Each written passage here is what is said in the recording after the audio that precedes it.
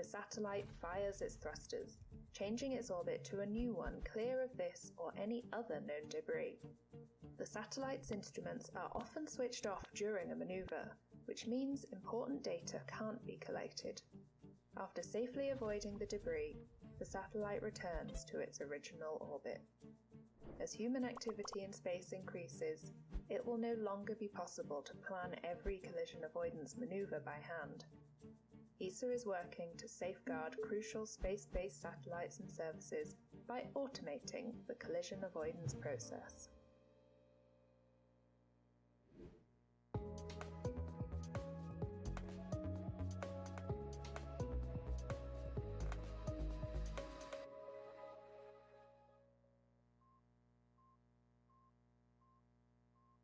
Once upon a time, the people on a very special planet made their first journey into space.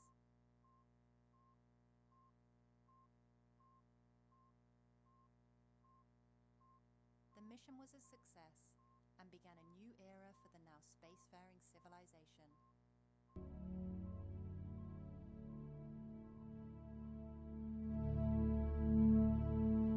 the pale blue dot had become surrounded by thousands of spacecraft doing extraordinarily meaningful work, studying the changing weather down below, providing information to save lives during disasters, and delivering global internet, communication, and navigation services.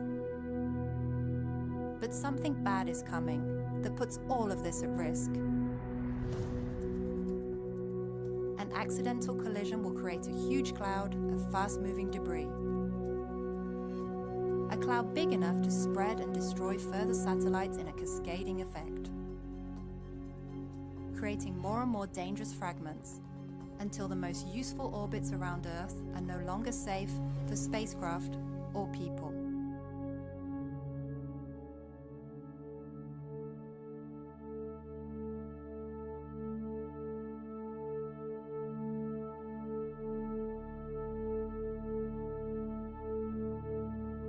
Before things got too bad, an international committee was set up to address the growing problem of space debris.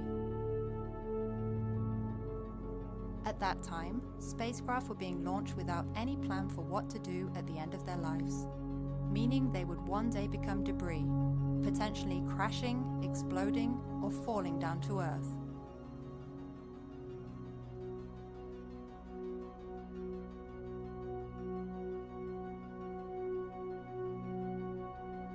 To fight back, the committee published the first ever space debris mitigation guidelines.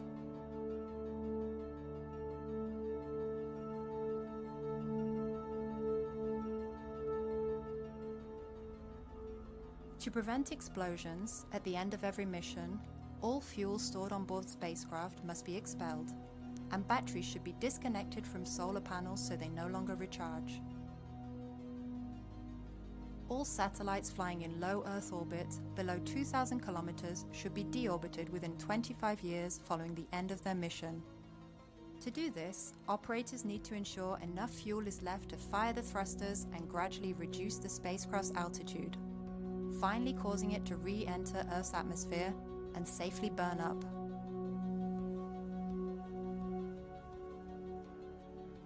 Larger spacecraft are often made of big components that could survive re-entry and reach the ground. They therefore require a controlled re-entry, meaning operators ensure the satellite re-enters Earth's atmosphere above specific uninhabited regions.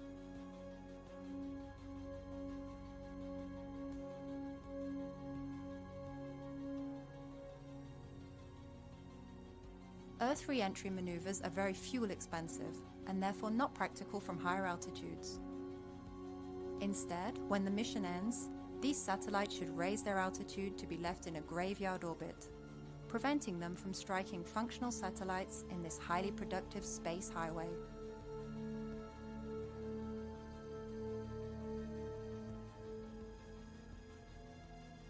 Moving spacecraft to these dead zones does not solve the problem of space debris, but for now, it minimizes the risk to functioning satellites.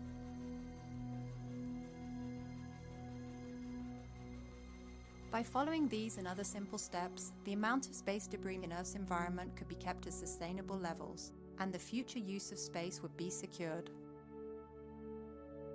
Are we, the people on the special planet, following our own advice?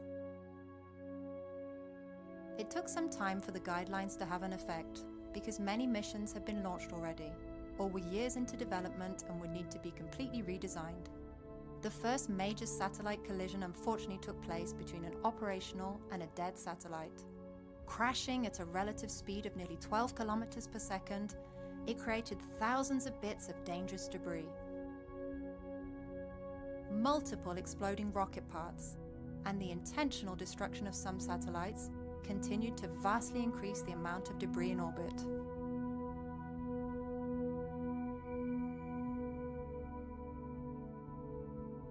By the late 2010s, satellites in high-altitude, economically valuable orbits like the geostationary ring, used for communication services, had near-perfect adherence to the mitigation guidelines. But in low Earth orbit, 80% of satellites that should have performed a deorbit maneuver were left undisposed of and abandoned to their fate. Long-term simulations show an exponential growth in the number of objects in space, and a considerable increase in the number of collisions and debris fragments if space agencies, companies, and other satellite operators don't change their behavior.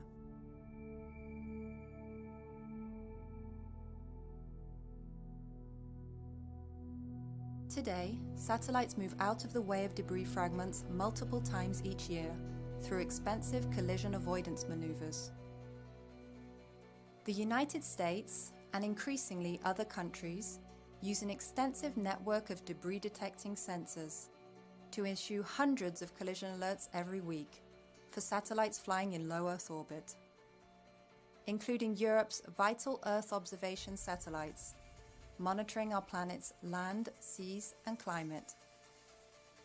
Upon each collision alert, extensive work goes into determining the chance of a collision, as well as deciding how best to protect each satellite, how far to move it, and in what direction.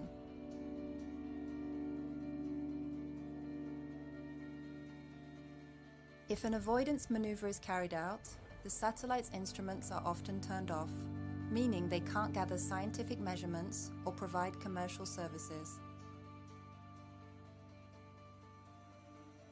Precious fuel must also be used, shortening the lifetime of the mission.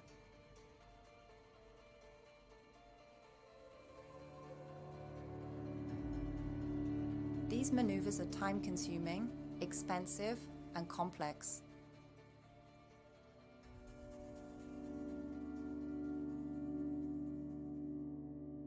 But they are nothing compared to what is coming. The era dubbed New Space has begun, and the number of small, privately owned satellites is increasing dramatically. Thousands are being launched in large constellations, huge clusters in the sky working together to provide more efficient, consistent, and reliable services. Several companies have started launching large constellations into low Earth orbit to provide global internet access, and other companies have similar plans to follow.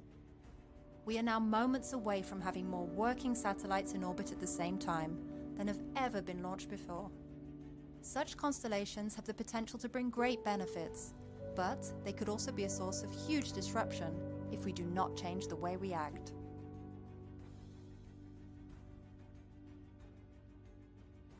The current approach to avoid in-space collisions will be impossible in just a few years, and in this new era, even complete compliance to the mitigation guidelines may no longer be enough. We need to do more. Our future in space depends on automated collision avoidance, from assessing the likelihood of a crash to sending the commands to a spacecraft to get out of the way. Automated decisions could even take place on board satellites, informing operators and other satellites of their actions to avoid interfering with planned maneuvers. As these intelligent space systems get more data and experience, they will become even better at predicting how situations evolve, reducing errors as well as cost emissions. ESA is developing technologies for an automated collision avoidance system, as well as methods of refueling, repairing, and upgrading satellites in orbit, extending the lifetime of missions, and potentially minimizing the number of new satellites that need to be launched. ESA is also working on debris removal missions that will fly up to dead spacecraft and debris objects, capture them, and move them to safety, either by sending them down to burn up in Earth's atmosphere or out to the graveyard zone.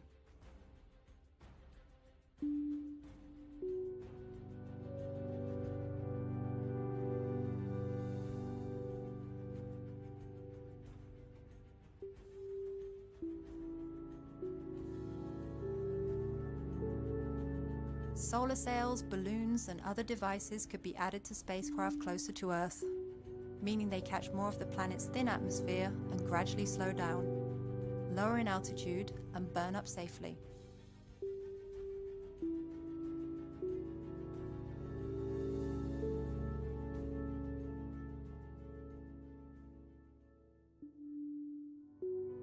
To promote sustainable behavior, the first international space sustainability ratings are being developed to rate planned missions on their potential for debris creation and adherence to international standards, ensuring activities in space can be openly monitored so we can all assess the environmental impact of missions launched to orbit.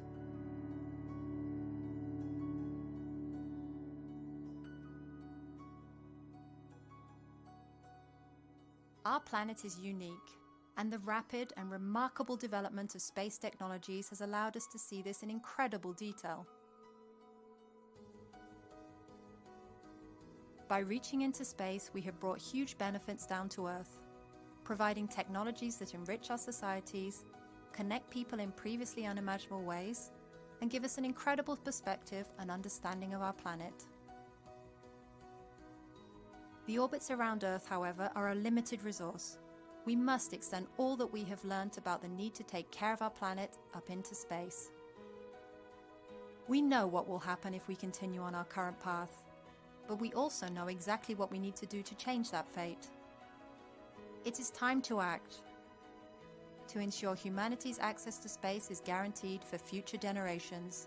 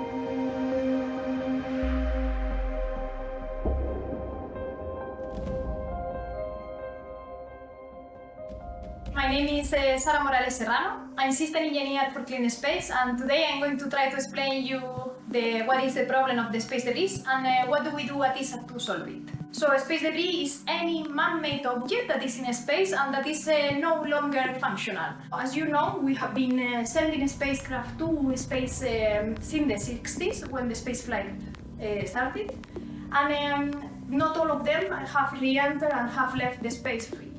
So there are two main orbits that we occupy with these satellites that are the low Earth orbit, what is considered one important region that is highly populated, and there we send our mission, for example, for Earth observation, where we can see how the Earth environment is evolving, or we can do, for example, weather prediction to know which is going to be the weather tomorrow.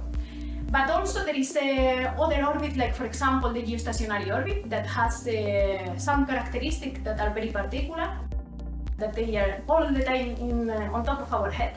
So they are very good for doing telecommunication, so for example to have our TV at home, or to use our mobiles. Nowadays we have 5,000 satellites, more than 5,000 satellites in space, and only 2,000 of them remains operative. We have lots of rocket bodies, so parts of our launcher that have remained in space, and some events have created even more debris. These events are, for example, collision between two spacecraft that have generated a big cloud of debris that is orbiting the Earth, or also some other events, like for example, self-explosions of our satellite. How do we take care of the environment here on Earth? So what we do is to try to assess all the environmental impacts of our missions during the whole life cycle of our mission. So since the beginning that we are developing our missions until the end of life. And we take into account all the phases like manufacturing, the launch of the spacecraft, and also the operations of our mission. So for this, we use a methodology that allows us to calculate what are the environmental impacts here on Earth. Like for example, in climate change, all our emissions that we have to soil and also to the water, and all the possible toxic materials that we use in our spacecraft. And the aim is to try to find alternatives that are greener and then they are polluting less to the environment.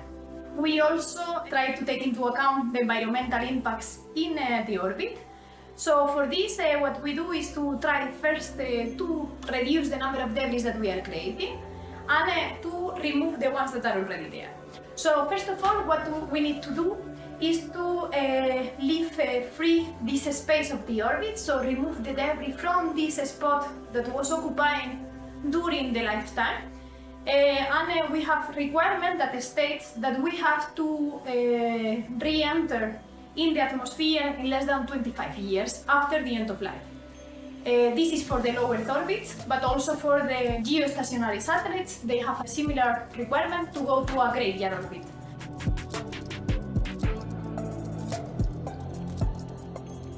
As we said, we want to stop creating debris, so one important requirement that we have to follow is to deplete or empty our source of energy that we have in our satellite. So for example, the batteries, to make sure that they are empty at the end of life, so they will not explode. This one is also a requirement, and also another one that is very important to follow, that is we don't want to have any risk when a satellite or debris is coming back to Earth, so we don't want that it falls in our roof and it causes any damage to us. So we have different requirements depending on the size of the satellite. If we are a big satellite, we will go to an uninhabited region in the Earth, or otherwise we try to maximize the disintegration during the atmosphere, so we design our satellite in a way that will disintegrate faster.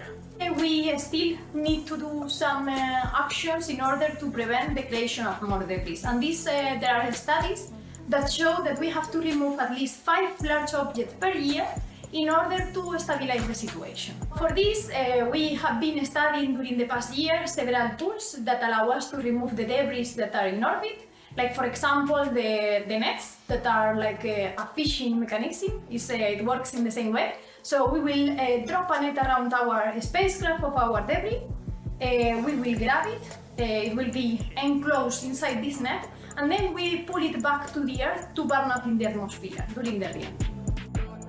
Another tools that we have studied is an harpoon. We shoot this harpoon against the satellite, so then it will go through it, it will capture it, and then we do the same way. We will re-enter our spacecraft. Then other tools that are more sophisticated and can help us to do future servicing in orbit could be the robotic arm that will go closer to our target, it will grab it, and then once it grabs it, it will bring it also back to the Earth to burn up. These are several tools, there are many more that are under study, and now at ESA we have our first mission that it has been announced, that it will go to grab one of these part of the launcher that is in space. We will grab it and bring it back to Earth. So as you can see, there are many things that we need to do. We have to start now, and this is what we are trying at ClearSpace. Thank you very much.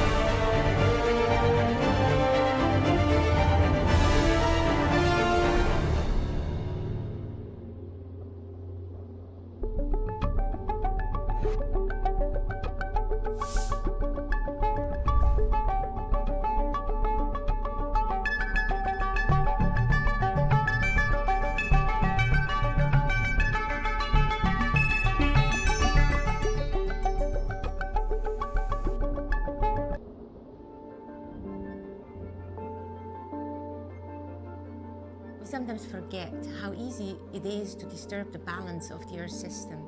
We have messed around with the atmospheric composition. We have increased the atmospheric CO2 levels by 50%. Methane has even increased to higher concentrations, so we are now at 150% above the pre-industrial levels. So these are massive changes. If you think that these concentrations have been relatively stable over the last 10,000 years in the Holocene, and only in the past 100 to 250 years we really have pumped these gases into the atmosphere and increased the concentrations. It is very difficult to kind of get a feel of the atmosphere. If you talk about air, what is air? You can't see it. You don't see the teeny tiny amounts of the greenhouse gases that are in the atmosphere. Only 0.04% CO2. But what we can do, we can measure them with satellite remote sensing. This is very important because we have to track how they evolve over time and how human influences the concentrations of these different greenhouse gases in the air. And because we can do that with Earth observations, we have realized what the problems are. And looking at the evidence, we should be clear about the action that we have to take. It is absolutely clear to mitigate climate change, we need to cut our CO2 emissions. This CO2 has created a balance on Earth of the temperatures, of the radiation that comes in and that goes out. These are humongous changes to the composition, and that also is driving changes in the Earth's energy balance. ESA's Climate Change Initiative has had to a goal to track in detail how the different parts of the Earth system actually react to climate change. For that you need to have a very long time series, and we are at the stage now where we have up to 30 years of observations, and it's extremely important that we can make these climate data records to be homogeneous so that we can quantify what exactly the changes are. I'm leading the Water Vapour's Climate Change Initiative. Water vapour is an extremely important part of the climate system. It is transporting energy and heat, and with that energy transport, you're also determining the water cycle. And the water cycle is extremely important to have life on land. We always talk about global mean temperature. It's 1.2 degrees that we have increased our temperature since the pre-industrial time. Over land, this increase in temperature is actually double as much. The atmosphere is a shared resource. There's no boundaries. What we emit here, it doesn't stay above our heads. It will distribute within 10 days around the whole globe. And it will mix in with different emissions from different countries. So it is extremely difficult to trace back where emissions come from. So we have to be able to disentangle what comes from the humans and what comes from nature. With Earth observations from space, we now have the key capability that we can track the emissions globally. So we can see from any corner in the world where the emissions come from. In combination with models, we can use these observations then to really see who is emitting what.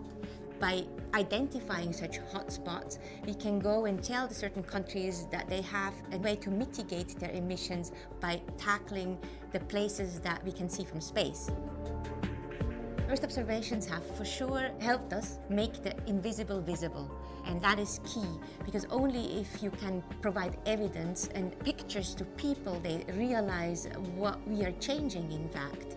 We have seen that with the ozone hole. It was important to have this picture of the Antarctic ozone hole, because that in the end created the emotion and made the people realize the threat of CFCs for humanity. When we went into lockdown because of the COVID pandemic, we could even see it from space. Concentrations of nitrogen oxides, NO2, dropped from one day to the other. That had a huge impact. It was showing us what kind of potential that we have if we would take drastic action. Once we see some success, that we can bring down CO2 levels, then hopefully we can generate more motivation to cut emissions even more. Our Earth observations will help to assess the progress that we have done. It will help to assess where mitigation has been effective. If we can visualize it and measure it, then we also know down the road what is the impact of these changes on human lives and on nature itself.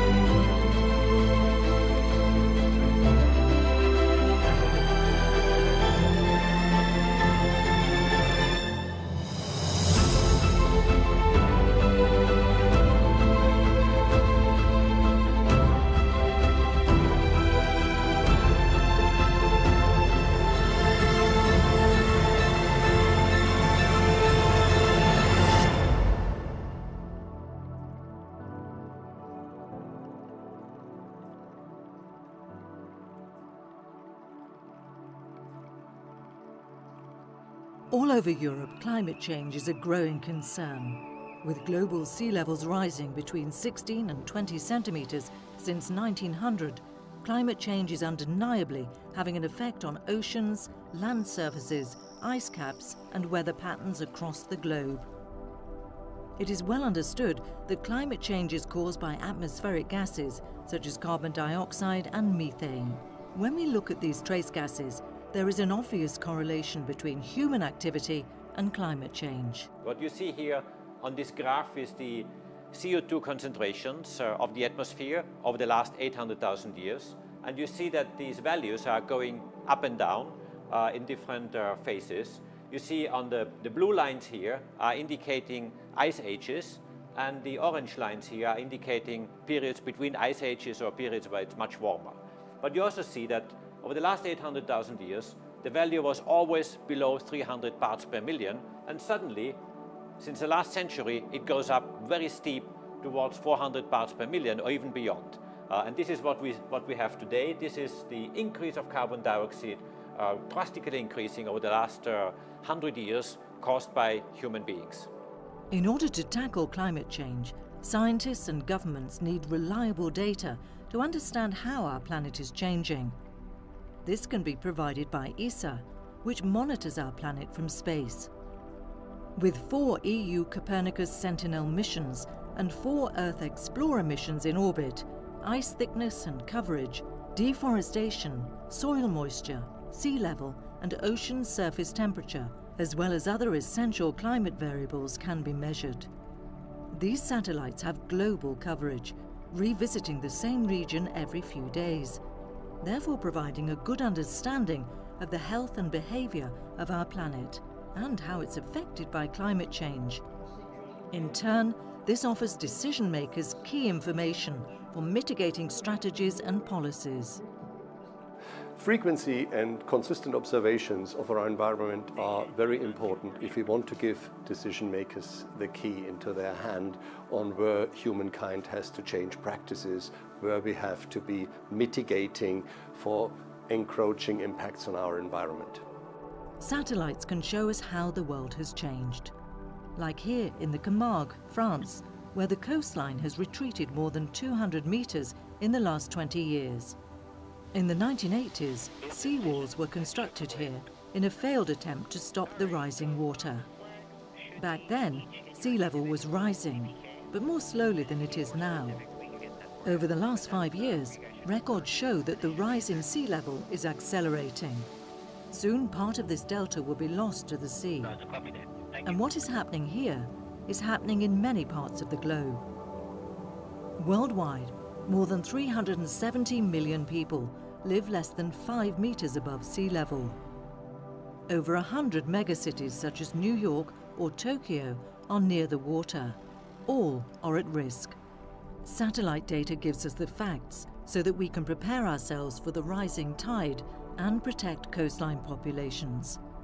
This data is also used in ESA's Climate Change Initiative, where ESA scientists preserve and work with long-term datasets going back to 30 years and more to get an even better understanding of climate change. Thanks to satellites, we have evidence that the planet is in danger. Now it is up to people on Earth to take the necessary measures in time. The key for sustaining life on Earth might come from space.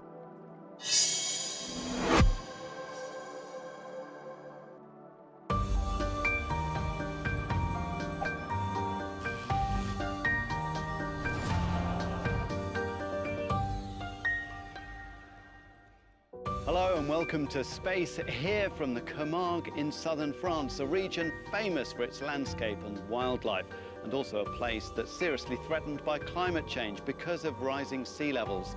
Scientists are now using satellites in order to better understand what's happening in places like this and all around our planet. Let's find out more. These seawalls on the coast of the Camargue were built in the 1980s in a failed effort to keep the Mediterranean Sea at bay. Back then, sea levels were rising at just a few millimeters per year. Now, satellites have found the waters are rising much faster than before, fed by melting ice caps and rising temperatures. The figures that we have in recent years, which come from altimetry satellites that measure the elevation of the sea level, show us that this elevation is even larger than the figures that we had beforehand. So here we're talking about 4.8 millimeters per year, which is very alarming compared to what we had before, which was around 3.4 millimeters per year. Scientists Anis Gilmami and Jean Jalbert have dedicated their careers to studying low-lying wetlands like the Camargue. The past 2 years they've lived through an extended drought, and in the past 20 years average temperatures have risen by 1 degree. The changes they're observing are subtle but significant. The Camargue is a delta, so it's a very young geological structure, at most 10 or 12,000 years old, and which is made of fine sediment. This sediment continues to sink down under its own weight, and the Camargue loses about 1 millimetre in altitude every year, while the sea rises. Sea levels could rise by a metre, perhaps over 2 metres by the end of this century. And when you think that the Camargue is about 1 metre above sea level, you can very well imagine the consequences. Anis works on quantifying coastal changes around the Mediterranean using Europe's Sentinel satellites and NASA's Landsat spacecraft. He's found that the coastline of the Camargue has been pushed back up to 200 metres in the past 30 years. Here you see this image from 1988 showing the coastline around here. It's an image from Landsat TM, Landsat 5. If you compare that with this Sentinel-2 image from 2018, you can see that the coastline has retreated and that the sea has advanced to the detriment of habitats like the beach and the dunes. Satellites are now the mainstay of scientific efforts to study climate change and the environment. ESA's Sentinels and Earth Explorers monitor ice coverage, observe deforestation, land use and soil moisture, track trends in sea level rise, temperature and salinity, and even emissions from megacities.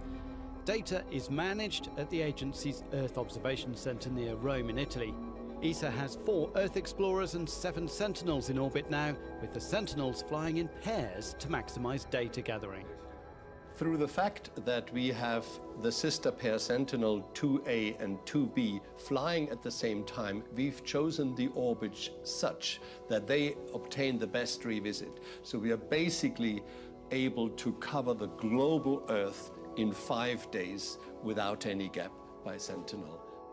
The frequency and consistency are very important for managing our environment and for giving the decision makers the key into their hand on what is changing, what is rapidly changing, and where does mankind or humankind have to change their practices. The changes the satellites see result from higher CO2 in the atmosphere, levels which have always varied but are now far higher than ever measured before. What you see here on this graph is the CO2 concentrations of the atmosphere over the last 800,000 years. And you see that these values are going up and down in different phases. You see on the blue lines here are indicating ice ages, and the orange lines here are indicating periods between ice ages or periods where it's much warmer. But you also see that over the last 800,000 years, the value was always below 300 parts per million, and suddenly, since the last century, it goes up very steep towards 400 parts per million or even beyond. And this is what we have today. This is the increase of carbon dioxide drastically increasing over the last 100 years caused by human beings.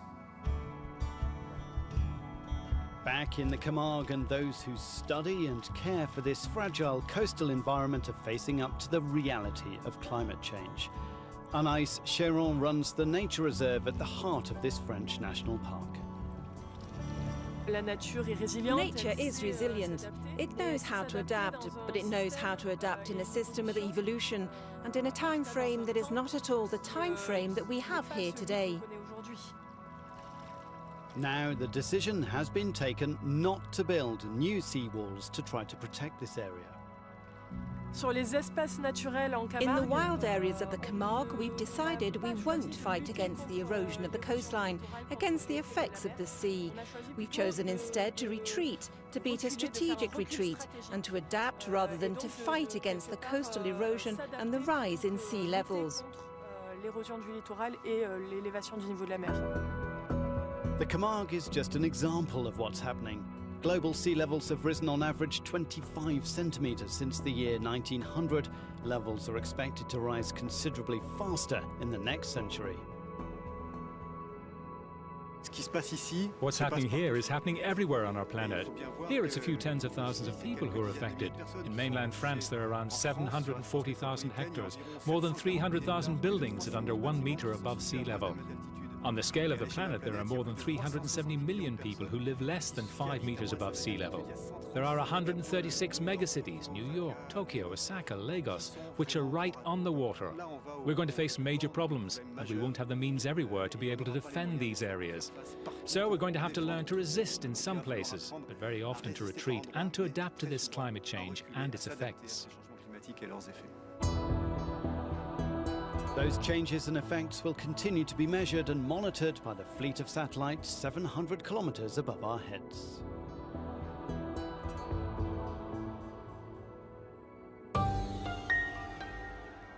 And now we're going to carry on the climate change theme with the part of the show that we call Ask Space. And we're here at ESA's Earth Observation Centre in Italy with Director of Earth Observation, Josef Aschbacher. We had a question from Bualandari, who'd like to know what causes climate change. I mean, what is the cause of climate change? Very good question.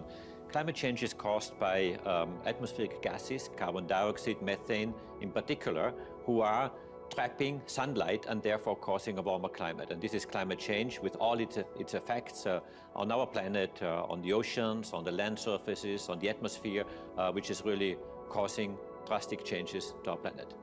We also had a question from Aidan Humani, who'd like to know when the ice on the poles is going to disappear. The ice caps are already melting. For example, in the northern hemisphere, in the Arctic, you already get an ice-free northeastern passage in summer, where ships can go from Europe to Asia. And it will happen that in a few decades, you have completely ice-free poles, and by the end of the century, it could well be that the northern pole has very little ice or no ice cover anymore. Josef, thanks very much for those insights. You can ask your questions about the universe using the Ask Space hashtag, and we'll try to answer them. And you can follow other space news on Euronews.com.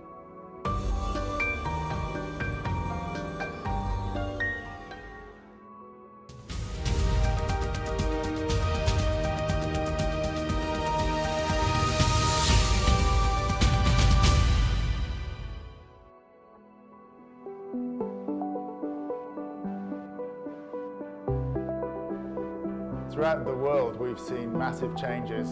A progressive degradation of the landscape through storms, a lot of older trees coming down, and a lot more floods. There's less snow cover in some years, maybe extremes in other years. So it's definitely a lot of things happening together. We're finding that around the world, the ability for those systems to recover is the issue. I've worked in the tropics and seen the impacts of deforestation. You can feel the impacts on the local climate. You lose this capacity to regulate. In Northern Australia, I've witnessed the extensive dieback of mangroves. That is much larger than it has been in the past. You start getting a cumulative effect. With this climatic change that we're seeing in these extreme events, that is going to have a very dramatic impact on ecosystems in the future, and it already is. Things are changing all the time. You might not see it because it happens often over a very long period of time. So that's where the satellite record is so great, because you can pick these things up. An increasing number and diversity of satellites have been launched. We can use that information to understand how the land surface has changed. This record is increasing. It becomes more valuable as time goes on. Where else do you have a permanent record of what's been happening? That's it, really, at a global scale. You can start to look at how the climate is interacting with what's happening on the land surface, where the greenhouse gases are coming from deforestation, agriculture, urbanization, and it gives you that connection between what's happening and what we're seeing in the atmosphere. The CCI program has been fantastic in the way that it has brought together different components of the Earth system, and I think that's the way forward. You have to treat the system as a complete whole, look at all the interactions, the feedback, understand it, make sure that what you've got is correct, and then be able to then understand what the future might be through effective modelling. You need that long time series. You need to look at these cross-links. You need to have the ability to reanalyze this data. So we need to make sure that we do have the resources to push that forward. In varying ways, the ESA CCI feeds into the IPCC and other elements linked to the United Nations Framework Convention on Climate Change. CCI Biomass is focusing on generating global maps of the amount of carbon in forests around the world. And this information is really used to help to validate some of the global climate models. This ability to collaborate on a global scale is fundamental. All the time, climate is changing, so it's almost like a race. We need to address, first of all, measuring it, assessing the uncertainty, make sure we're happy with it, and then feeding that into policy, and that takes time, but we don't have time. I've experienced many of the world's environments, and what I've witnessed quite dramatically is that those changes are perceptibly happening really quickly now. The satellite record over the last 30 or 40 years has captured these changes in fantastic detail. This information is really critical for us to make the future decisions about mankind, but also the biodiversity and the whole function of life on Earth. We know it's happening, we know it's there, and we need to be much faster at reacting to make much more rapid decisions that are informed and are based on solid science. The pace of the change is almost faster than the science that we can do to understand it. There needs to be this capacity to respond urgently. What happens in 50 years' time? Will this landscape still be sinking in carbon? Maybe the tree species may respond differently to climate. Maybe you've got different biodiversity here, different pollinators, things are changing. We need to be able to understand the direction of change, how quickly it would be, and the magnitude of it in a way that is useful for future generations. To create this pathway that addresses the problems of today and takes into a really positive future for both ourselves but all the future generations of decades or centuries to come. What we do now is critical to that future. We have to proactively do something about how we use the land, how we treat the environment, and how we can really work together with nature to support life in general. It can be done.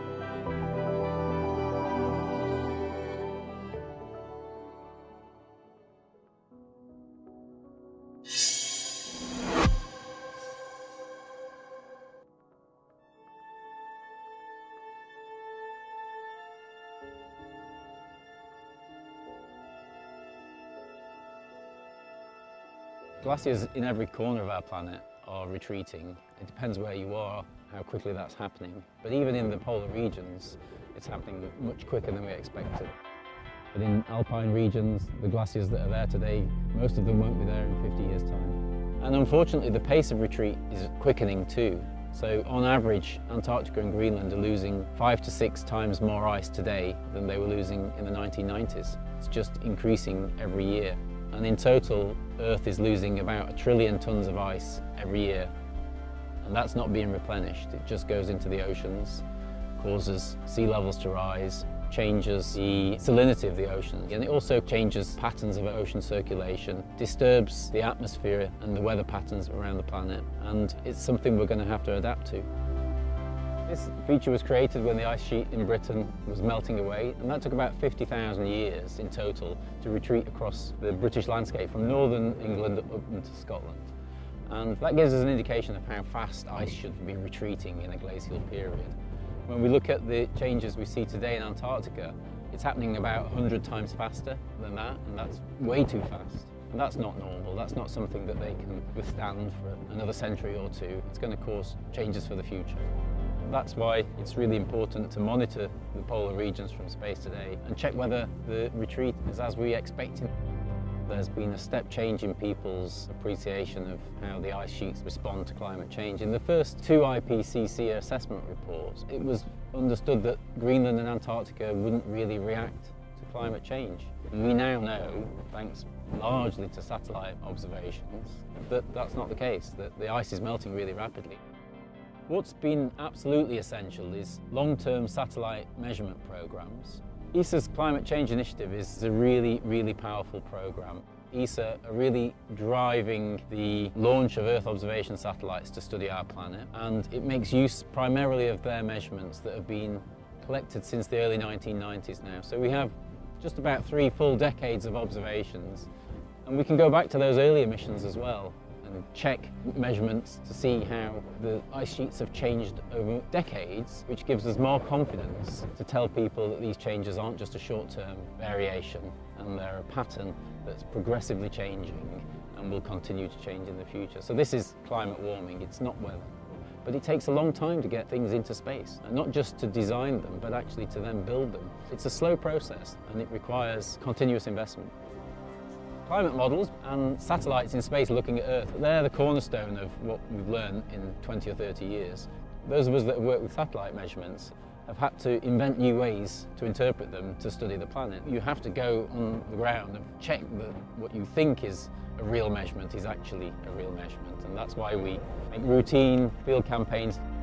There are some places that we have to return to year on year, and we use them as reference sources. And when that's in the cryosphere, you get to see the landscape evolve throughout your own career. And Iceland's a really good example of that. There are glacier systems in Iceland that I visited 20, 25 years ago that look very, very different today. And that's the real pace of climate warming and how it affects ice at low latitudes.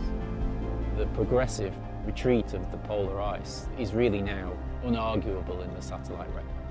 We've developed different satellite techniques to study each part of the cryosphere, and we can now confidently map them all from space. Unfortunately, the satellite record shows every corner of the planet is losing ice, and that can't be a consequence of slow glacial retreat. It's climate change. The ice sheets have switched from a position of being a slumbering giant throughout most of the last glacial period to reacting really rapidly to what we might think are small changes in the planet's temperature. So half a degree centigrade warming completely destabilizes parts of Antarctica and Greenland.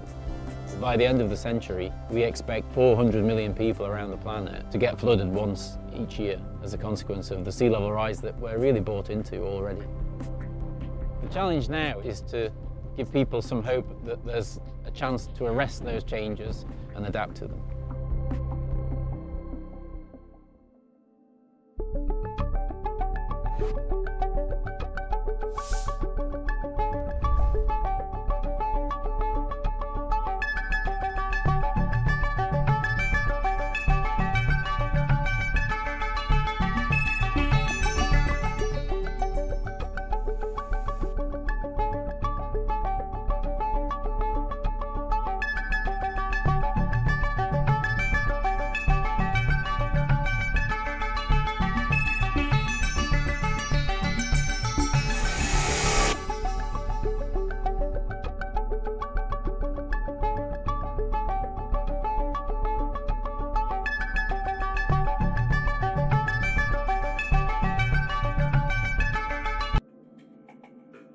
The first images of Earth from space gave us a new perspective on our place in the universe.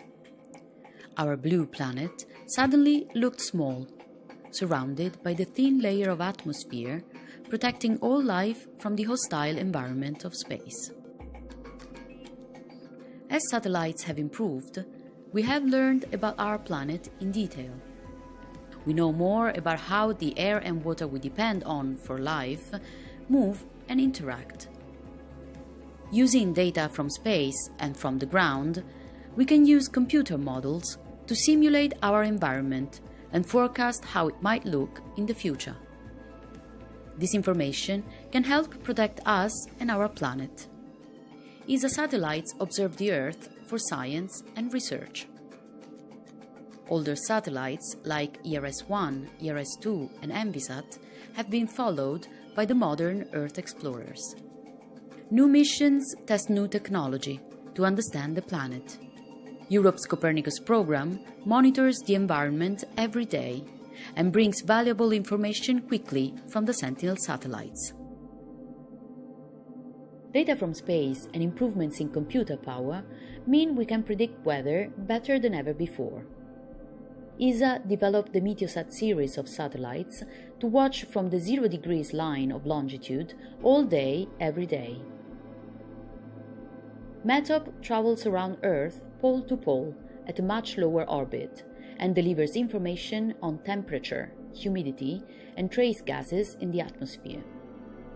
From space, we see huge tropical cyclones when they are still far from land.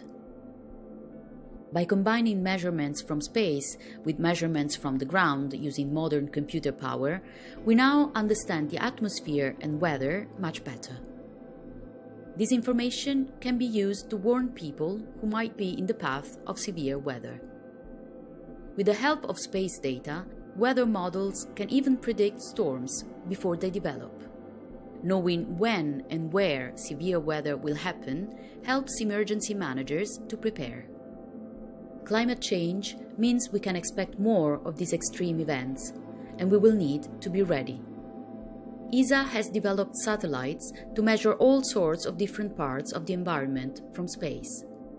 We have learned about how our ice is changing, how land is being used, about air pollution, and even the shape of Earth's gravity field. Data from space turns to valuable information on the ground.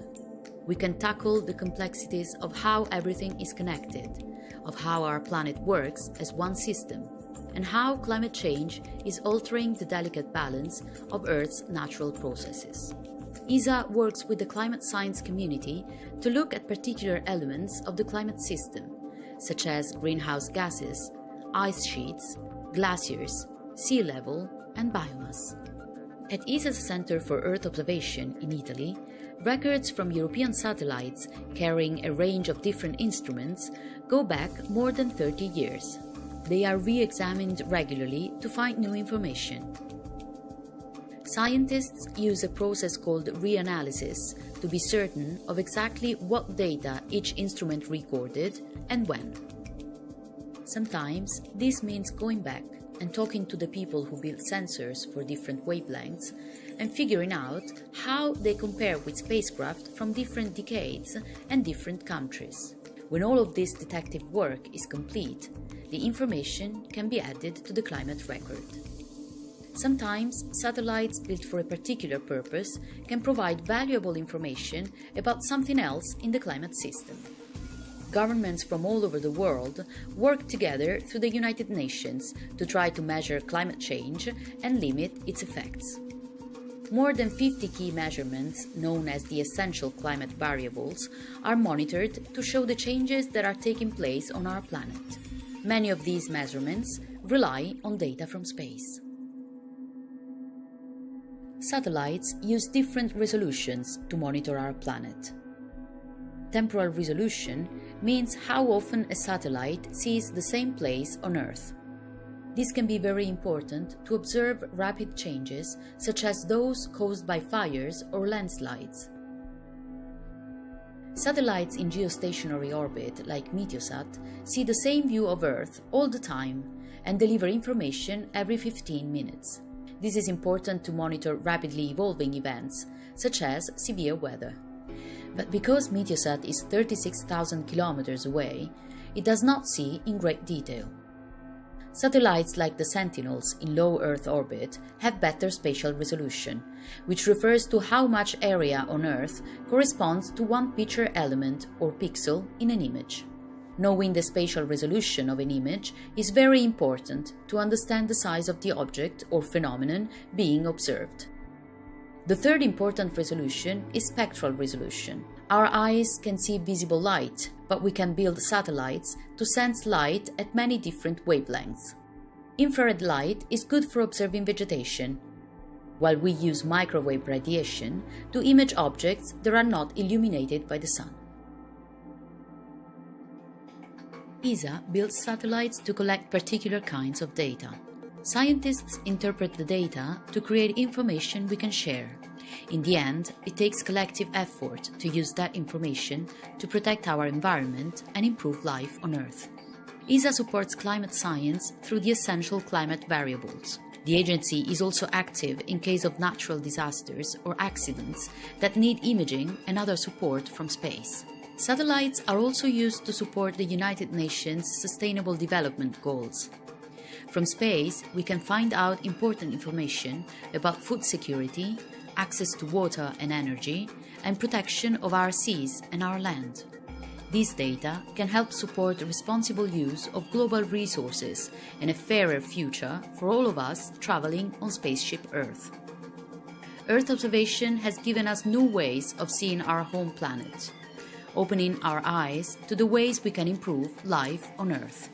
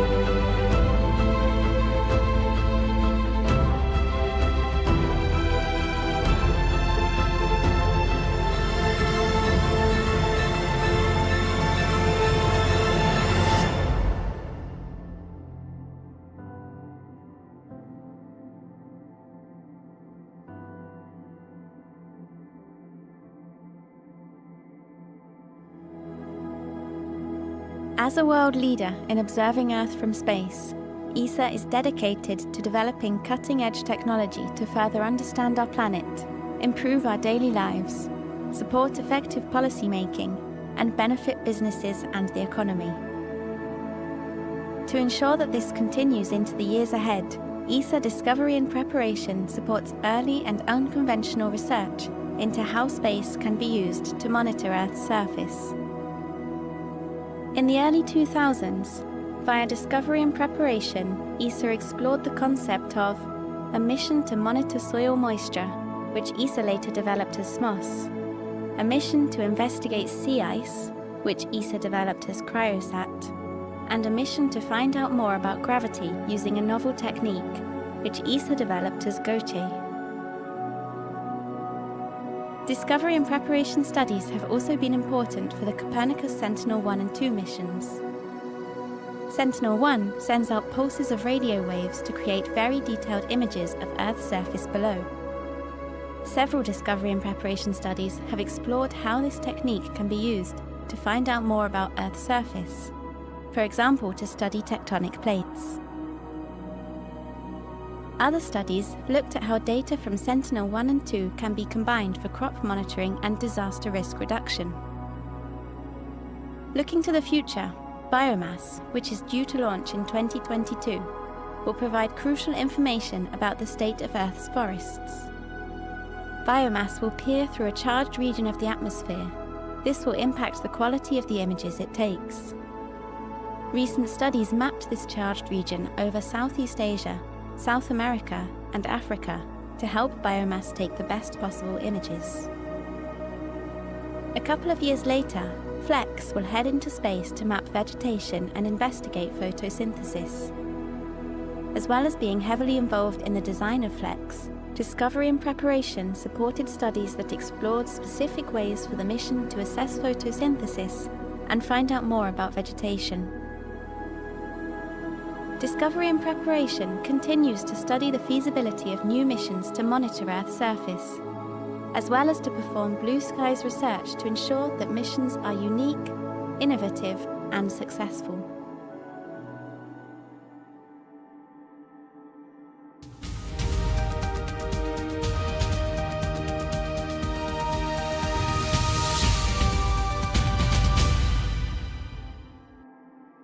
ESA's Earth observation program's the 1st of March 2022 is a special day, as it marks the 20th anniversary of the launch of one of the most important European Earth observation satellites ever, ENVISAT.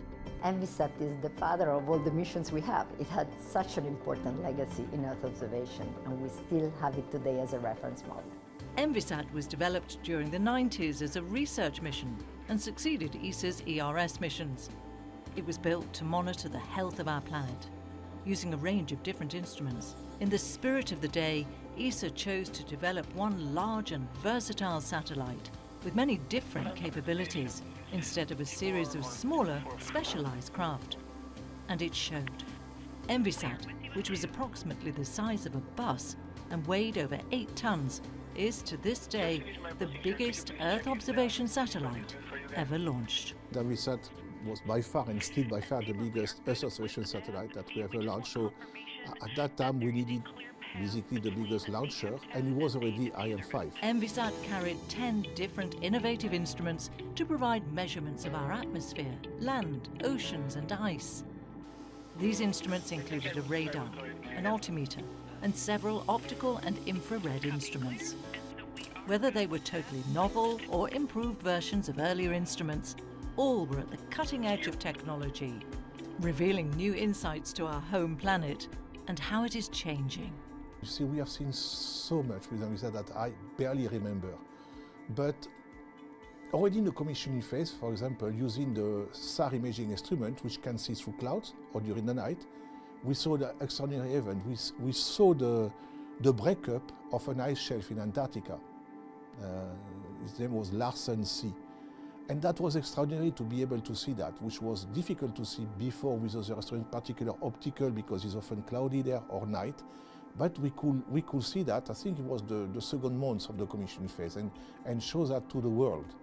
While ENVISAT was planned to be in orbit for just 5 years, the satellite proved to be extremely robust, and it surpassed its expected lifetime by a further 5 years. Doubling its intended life, the mission ended in April 2012, but its data continue to be used today for research into how our world has changed. ENVISAT has left an incredible legacy, not only thanks to its science data, but also thanks to its technological heritage. The Sentinels today are very much operational missions, with data flows feeding the users on a continuous basis for a really long period of time, but they're based on the experience, the expertise, and the technology innovation that was actually on board of ENVISAT. And this is very important for all of us, because the legacy of such an important mission is today in everything we do in terms of Earth observation. Today, even some of the Sentinel missions, which are key to the EU's Copernicus programme, carry instruments that are based on those that flew on ENVISAT. Besides ENVISAT's technological heritage, the mission left another very important legacy by way of wealth of data it accumulated over its 10-year life. The satellite circled Earth over 50,000 times, delivering vast quantities of data and images. This treasure trove of data is still being used by a growing science community, a community that the ENVISAT mission helped to create. Today, ENVISAT still yields new science, helping us to understand long-term changes and the effects of climate change. Importantly, ENVISAT paved the way for Earth observation missions and data to be used operationally, improving daily life by, for example, detecting oil spills. What is very important is that ESA continues to work on innovation, on technology, on advanced mission in terms of testing new technologies in Earth observation. This is really in the remit of what we do, and also to improve the way to promote infrastructures, including the IT, the digital technologies that can help you use the big volumes of data that we have available and make those accessible to the users. That's also part of what we want to do with the Green Future Accelerator, with the digital twin of the Earth, where we will integrate big volumes of data into high computing capabilities and make those available to support not just a monitoring of the state of the art of our planet, but also prediction modeling on climate change and on natural disasters. Observing Earth from space is now more important than ever. And ESA shows its ambitions to further upgrade space-enabled capabilities for a green future and for rapid and resilient crisis response. ESA continues to monitor our planet, building satellites to deliver scientific and operational data for the benefit of society. Envisat was a precursor to ESA's world-class position as a provider of Earth observation data, leaving behind an impressive legacy and time series of data that will still benefit generations to come.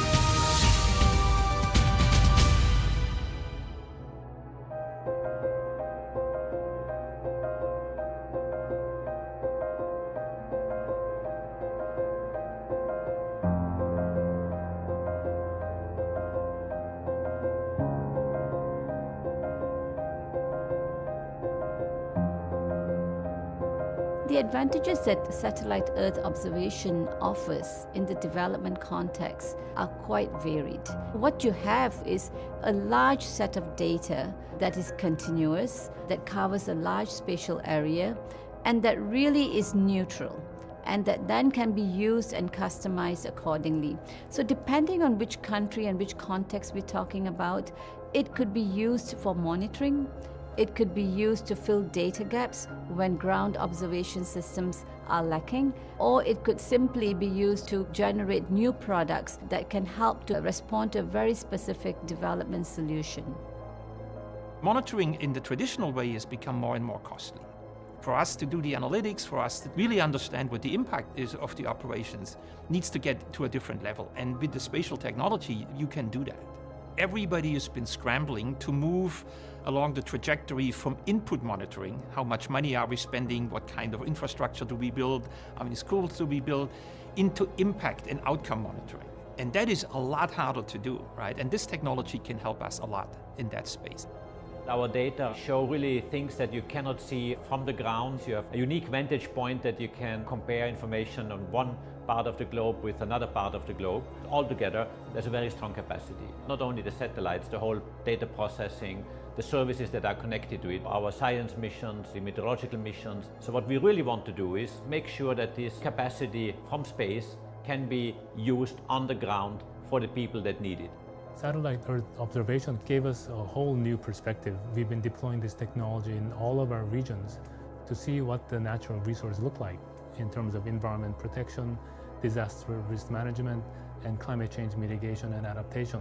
The top-down view and then the ground-level view gave us a perfect opportunity to have a complete understanding of the project site so that we can properly design projects to minimize the risks for the local communities.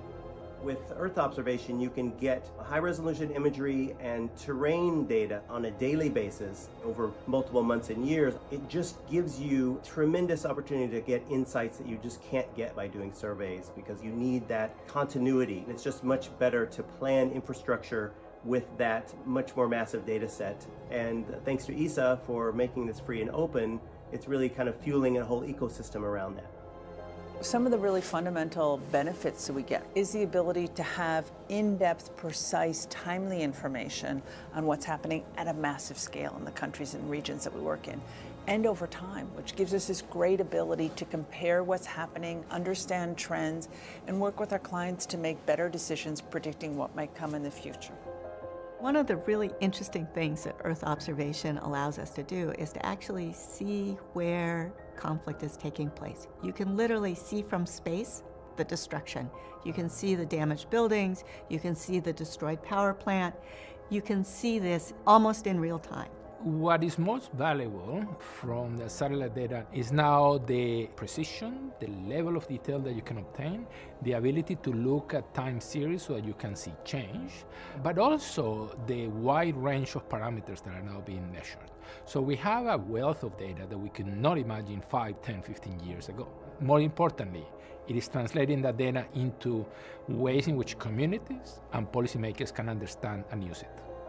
There's a lot of benefits in terms of monitoring of public investments, specifically, for instance, in fragile and conflict states where we are unable to have a presence on the ground.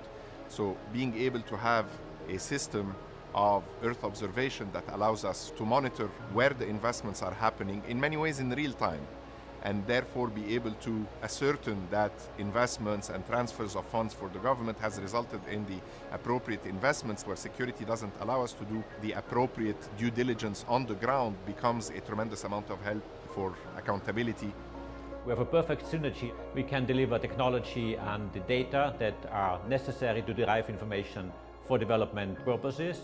We have invested together quite some effort and energy to build up projects over the last decade. We had a lot of demonstrator projects, but I think now it is time to scale up and see the cooperation in a more institutional and larger framework. And that's exactly what we're doing now with Space for IDA.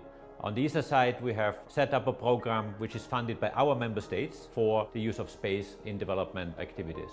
There's so much work to do and so many complex issues we have to address, so it's impossible to work alone. Our Strategy 2030 recognizes this and encourages us to work with others, whether they co-finance with the money or collaborate with their knowledge or new technology.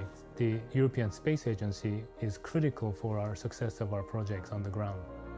It's one thing to have fantastic technology is another thing to actually be able to use it on a day-to-day basis. And where we can use it is practically everywhere.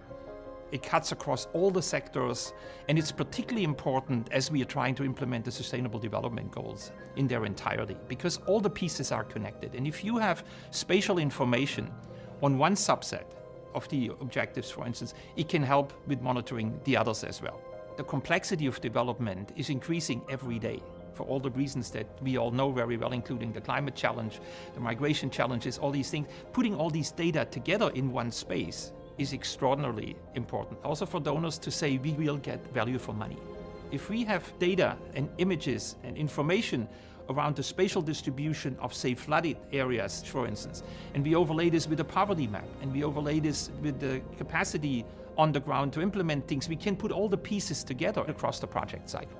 We build that into our policy advice, and we can prioritize where investments are made, but also monitor if the investments that are made are giving good results. Having the ability to use the virtual images in a conversation with your counterpart, say a Minister of Finance, is just beyond powerful. When you can say, look, here this is what it looks like, and here is how it's integrated. I think all of us have been always fascinated by the potential that this technology gives us in the development space. Now it's gone beyond the fascination. I think now we are entering a stage where we can actually turn the beautiful images that we all like into real management decision material.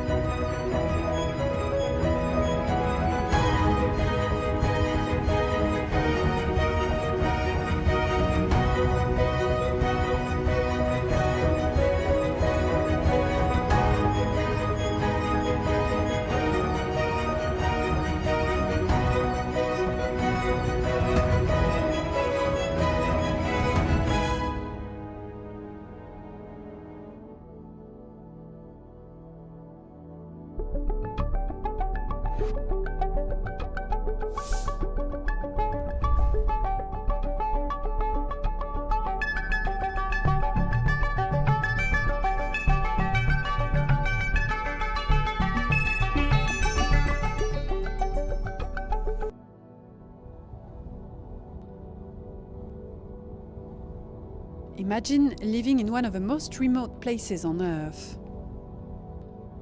Imagine being surrounded by endless ice, sub-zero temperatures, and darkness for months in a row. Imagine surviving on your own resources with a radio the only way to communicate with the rest of the world. Winter here on the outskirts of Rome looks very different to what a handful of scientists are experiencing on the Concordia research station in Antarctica. How do minds and bodies adapt to these extreme environments on Earth, but also in space? That's exactly what ESA is researching in Antarctica, and that's where we are taking you to the White Continent.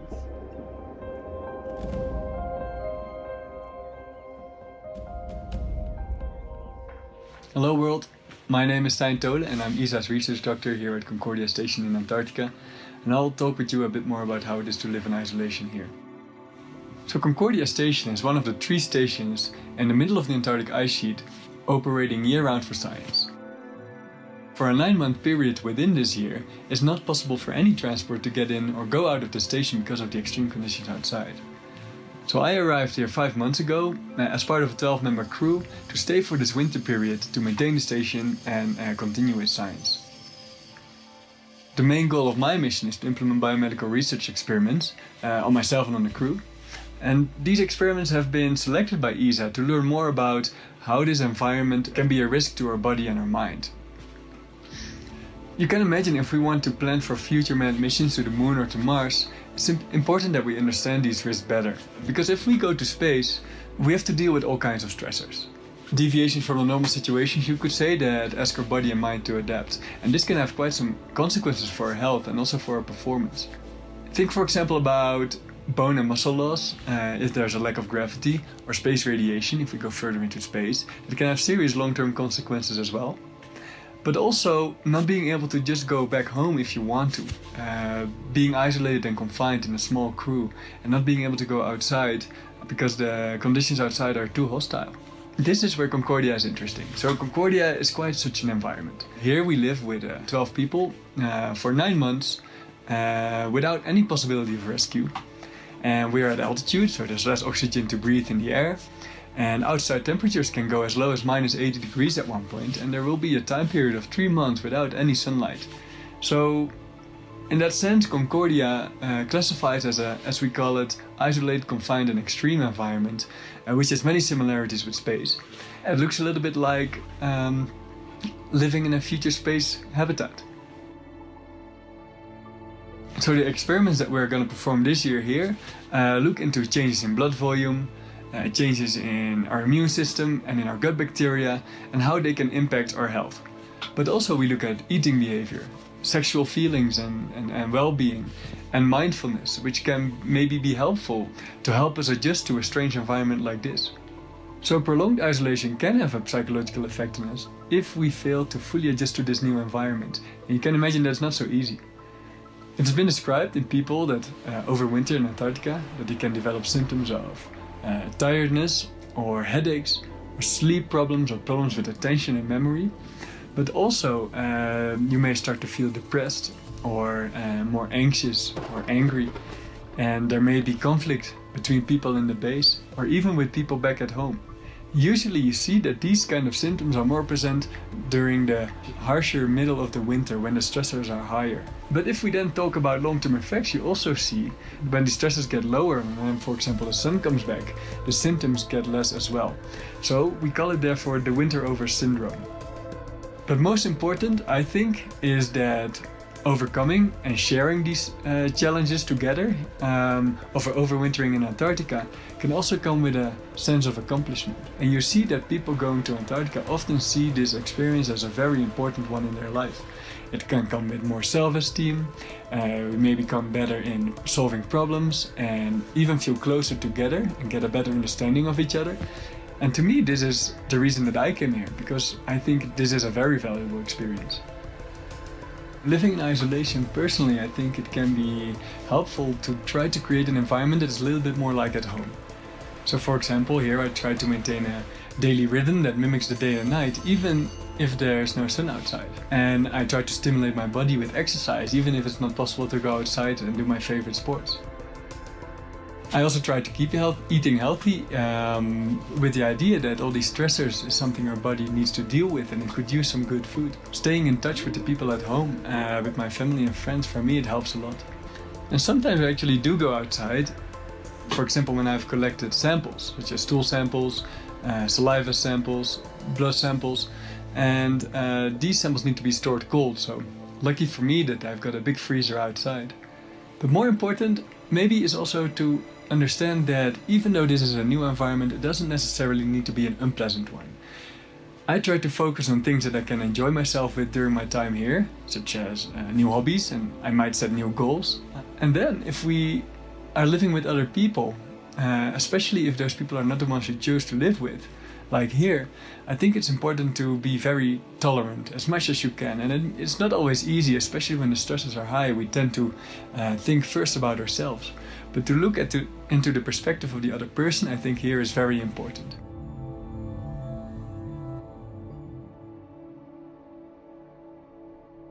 Antarctica is as close to space as you can get on Earth. No surprise, astronauts occasionally venture out there. Let's travel now with ESA astronaut and geophysicist Alexander Gerst. He joined an expedition on the lookout for meteorites fallen on the icy continent.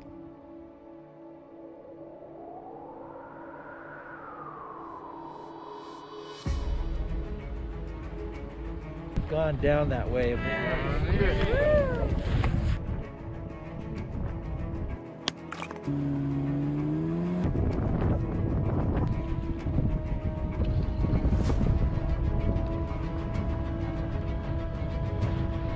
Maybe 70%.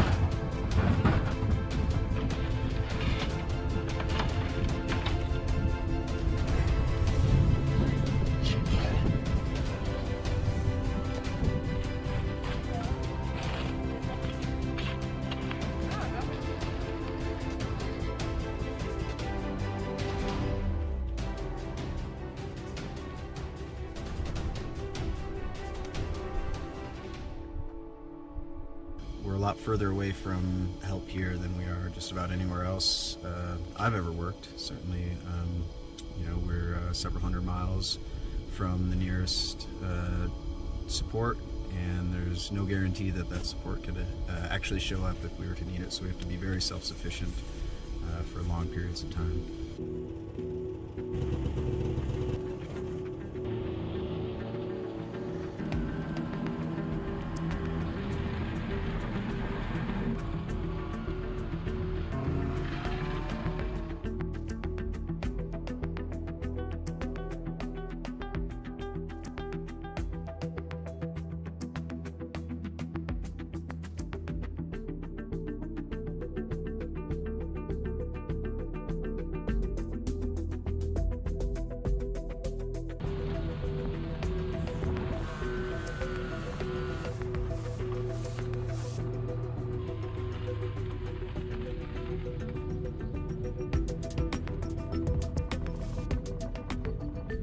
I'm sitting here about 500 kilometers from the South Pole in the middle of Antarctica on a pile of rubble, a moraine that was pushed by that formerly huge glacier that you see in the background here.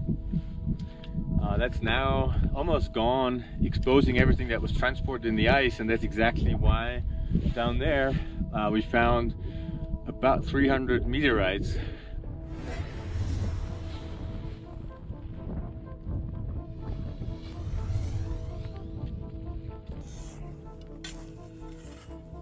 If something out of this, all these samples turns out to be a Martian or a lunar sample, that's a very special thing to be involved with, is seeing that in the field. It's a little harder to identify Martian meteorites. They look very similar to some of the other asteroidal meteorites, but certainly many of the lunar meteorites are easily distinguishable. And to be able to see that on the ice and go, wow, that came from the moon, you know, and here I am, you know, being able to pick that up. When was the last time that we were on the moon to collect samples? The important thing about sending humans to the moon or Mars is the context from which the samples were obtained. And that's a very important scientific piece of information that is lacking with these rocks that we get here. Let's head it down to ground floor.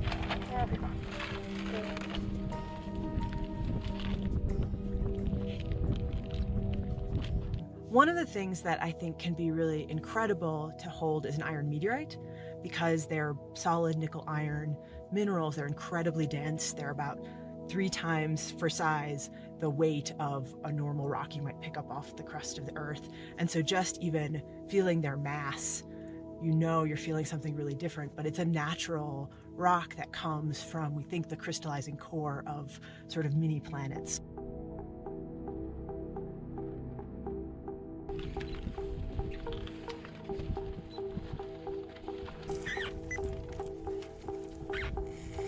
Are you ready to receive data? Doing field work and having teams here in Antarctica will support future lunar exploration, and preparing not just the astronauts but the engineers who are going to be supporting the space missions, as well as the engineers who are doing things like designing the spacesuits. Future exploration using both humans and robotic spacecraft or robotic assists for humans is absolutely the way that we're going. And so we know that robots can explore planetary surfaces. What robots can't do really efficiently is recognize whether something is a meteorite or a terrestrial sample, and those are things that only human beings can do, and it has complete relevance to the way we might explore the lunar surface, for example.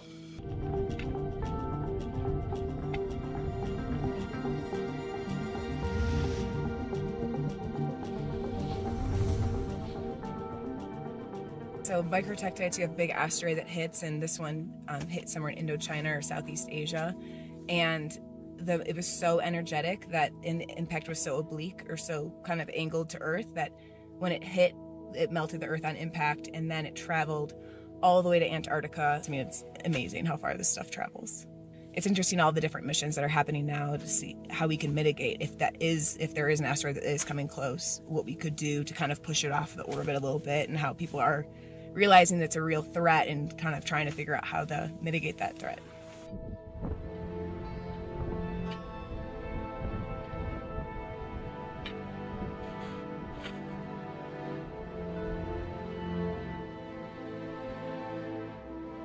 Noch interessanter finde ich persönlich erstmal, weil es sehr relevant ist für alle Menschen im Prinzip auf diesem Planeten, ist, dass wir irgendwann mal vielleicht in die Situation kommen, wo wir die Erde von einem Asteroiden schützen müssen, der Kurs auf unseren Planeten genommen hat, und dann uns vielleicht eine Mission überlegen müssen, wie wir diesen Asteroiden umleiten, um ihn von der Erde wegzuschleppen zum Beispiel. Und da ist es sehr wichtig zu wissen, aus was diese Asteroiden gebaut sind.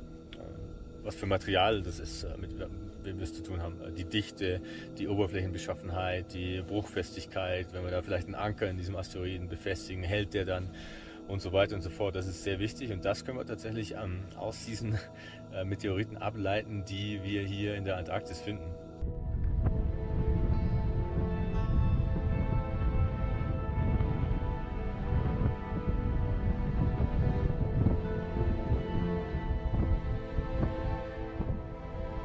So what I would like to be able to do is get the terrestrial ages of the meteorites and then compare that to the age of the moraine.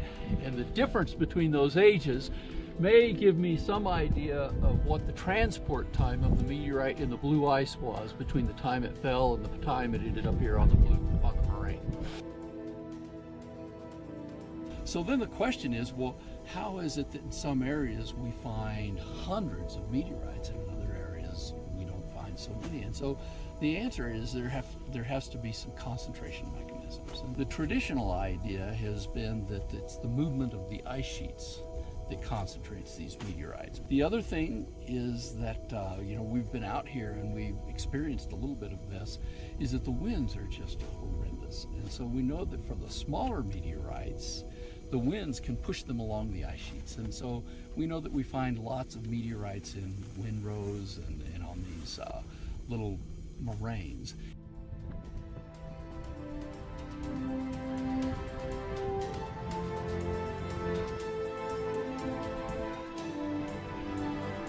It's amazing to feel like I'm the first person ever to see this rock, maybe, or that piece of snow.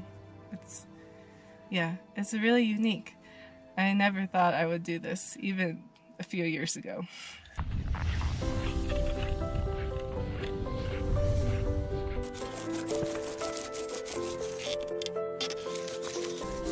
We're gonna be making breakfast tacos.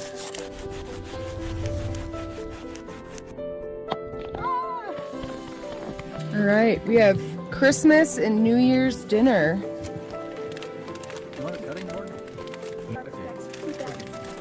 Now we have a food truck. Okay. Maybe just do one without. We can use the same thing.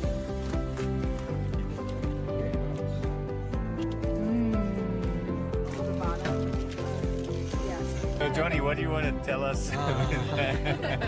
Presents! Yay! Wow, more. Oh, that's 10, 9, 8, 7, 6, 5, 4, 3, 2, 1. Happy New Year!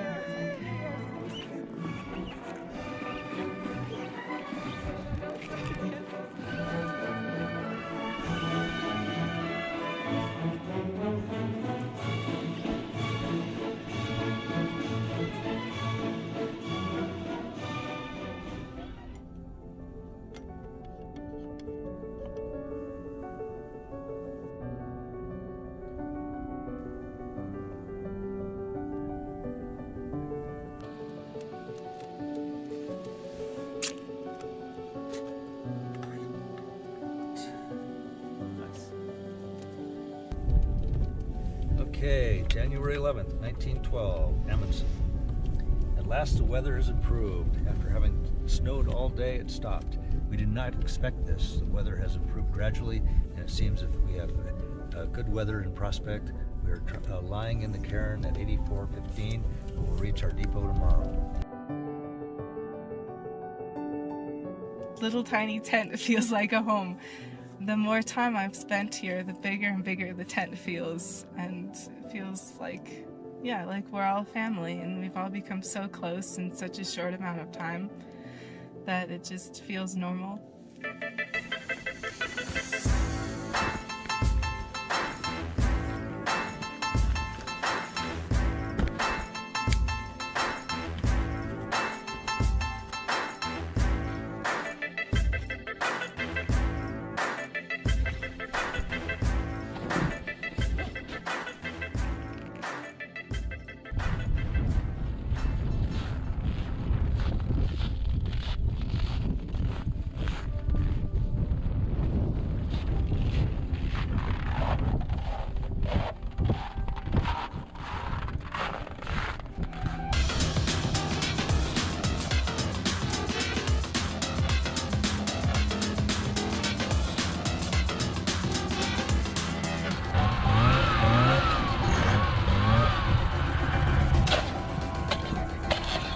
hardest rock.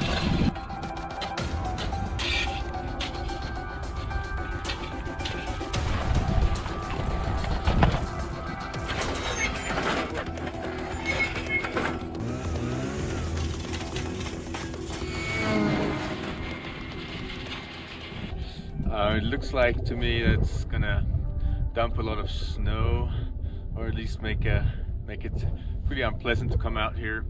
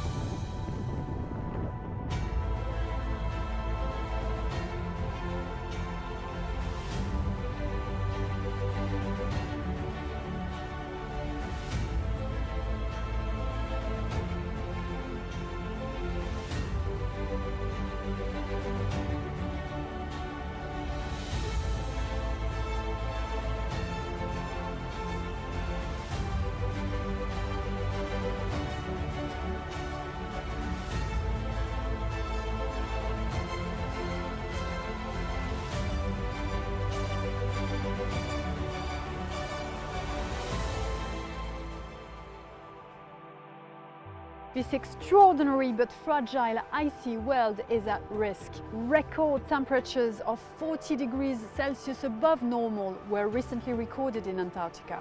Ice on the white continent, but also in other parts of the globe, is melting very fast. Meet Andy Shepherd, a leading climate scientist from the University of Leeds in the UK. Glaciers in every corner of our planet are retreating. It depends where you are, how quickly that's happening. But even in the polar regions, it's happening much quicker than we expected. But in alpine regions, the glaciers that are there today, most of them won't be there in 50 years' time. And unfortunately, the pace of retreat is quickening too. So on average, Antarctica and Greenland are losing 5 to 6 times more ice today than they were losing in the 1990s. It's just increasing every year. And in total, Earth is losing about 1 trillion tons of ice every year. And that's not being replenished. It just goes into the oceans, causes sea levels to rise, changes the salinity of the ocean, and it also changes patterns of ocean circulation, disturbs the atmosphere and the weather patterns around the planet, and it's something we're going to have to adapt to. This feature was created when the ice sheet in Britain was melting away, and that took about 50,000 years in total to retreat across the British landscape from northern England up into Scotland. And that gives us an indication of how fast ice should be retreating in a glacial period. When we look at the changes we see today in Antarctica, it's happening about 100 times faster than that, and that's way too fast. And that's not normal, that's not something that they can withstand for another century or two. It's going to cause changes for the future. That's why it's really important to monitor the polar regions from space today and check whether the retreat is as we expected. There's been a step change in people's appreciation of how the ice sheets respond to climate change. In the first 2 IPCC assessment reports, it was understood that Greenland and Antarctica wouldn't really react to climate change. And we now know, thanks largely to satellite observations, that that's not the case, that the ice is melting really rapidly. What's been absolutely essential is long-term satellite measurement programs. ESA's Climate Change Initiative is a really, really powerful program. ESA are really driving the launch of Earth observation satellites to study our planet, and it makes use primarily of their measurements that have been collected since the early 1990s now. So we have just about 3 full decades of observations, and we can go back to those earlier missions as well and check measurements to see how the ice sheets have changed over decades, which gives us more confidence to tell people that these changes aren't just a short-term variation and they're a pattern that's progressively changing and will continue to change in the future. So this is climate warming, it's not weather. But it takes a long time to get things into space, and not just to design them, but actually to then build them. It's a slow process and it requires continuous investment.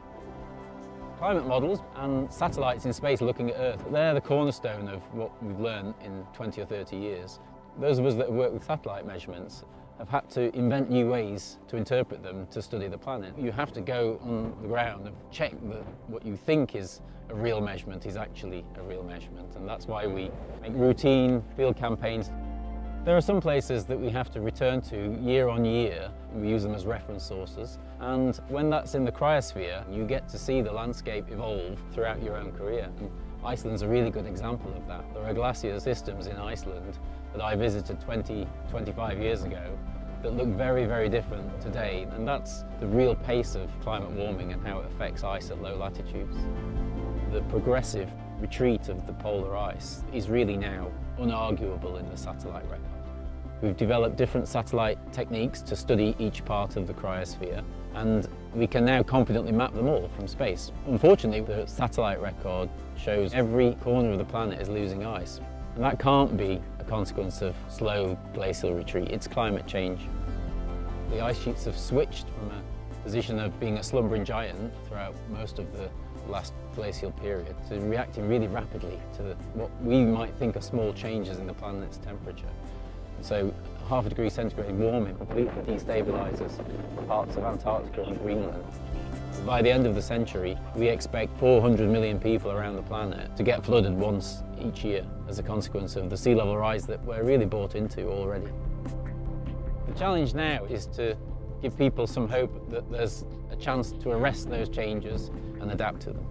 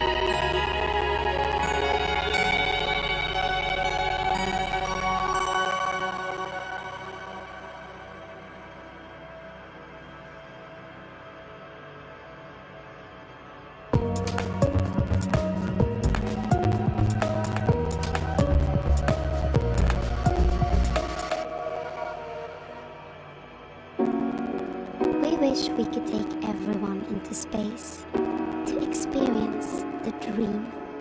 Because at ESA, we have a heritage in dreams. Dreams that make the everyday possible, like the spacecraft which help you find your way from A to B, and enable your phone to communicate seamlessly. Or how we provide vital knowledge of our changing climate, and dreams that make the impossible commonplace, like going to work 400 kilometers high, or getting close up to a comet that's 6 billion kilometers away. Through partnerships, we try to connect these dreams to people's lives. We can't take you all into space, so we're always on the lookout for new ways to bring space to you. ESA Partnerships.